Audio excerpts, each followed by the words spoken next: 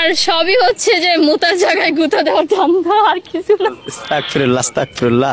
খালি তার সাথে বসে একটু কফি খাবো, এতেই সে 1 লাখ টাকা দিবে। আর যারা 3 লাখ টাকা অফার করে তার সাথে হচ্ছে কি যে 1 ঘন্টা টাইম দিতে হবে, একটু ঘুরতে হবে ফিরতে হবে, তারা হচ্ছে 3 লক্ষ টাকা অফার করে। মেসেঞ্জারে লিখবে যে আপু 1 লাখ টাকা, 2 লাখ টাকা, 3 লাখ টাকা। মানুষ খালি এইভাবে অফার করতেই থাকে, করতেই থাকে। তো সবকিছুর একটা লিমিট থাকে, সবকিছু। আর যখন লিমিট পার হয়ে যায় তখন আর মেনেও নেওয়া যায় না।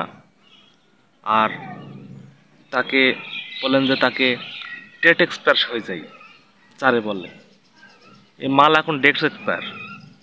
এ তাড়াতাড়ি পাবনায় পাঠানোর ব্যবস্থা করেন, না হলে যত দিন যাবে না তত মেন্টালিটি সমস্যা বেড়ে চলবে না। আমি তো বলবো তো মেন্টালি সমস্যা।